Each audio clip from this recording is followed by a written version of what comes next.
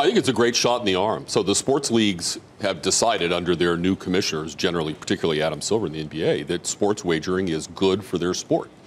And so they've advocated the legalization of sports wagering, both in the traditional sense of wagers you place before a game and also in-game wagering, which opens up a whole much wider range of accessible types of things for people to do to enjoy the games.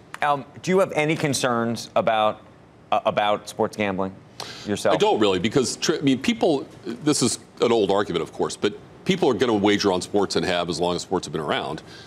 When you have them legal, you have transparency. You have a regulated market. But you do make it much more accessible, right? You make it much more accessible. You do it on your phone instead of walking into the bookstore in your neighborhood and finding the guy doesn't really sell books. He takes wagers. Do you have a view about wagering on professional sports versus wagering on college athletics? I'm probably at the extreme end of this. I'm less concerned about the influence on college athletics. I think college athletics has many more problems that are of greater consequence than whether there's wagering on the games or not. Obviously, they have a whole series of issues to address. But certainly at the pro level, I think Europeans have shown that this can be handled quite easily. The clear beneficiaries are going to be the leagues and the TV networks. If you were to bet, though, on the winners who are going to take the wagers, they would be whom? Well, I think the casinos that have licenses in the states where there are big markets are going to find their way to having a privileged position in the state legislation. So the Supreme Court decision allows the states to then go off and figure out what they want to do, as they have done in traditional gaming.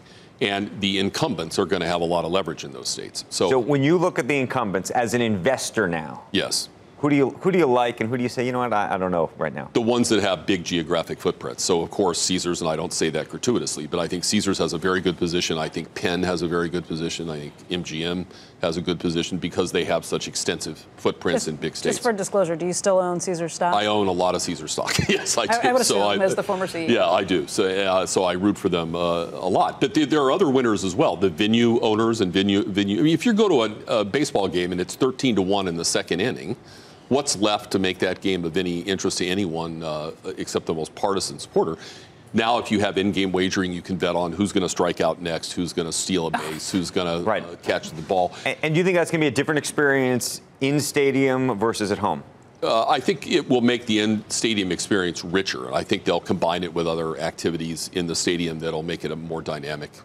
And do all the big casino companies effectively outdo all of the online guys? I think the online guys and the big or they all consolidate, come together. You come together because so who buys?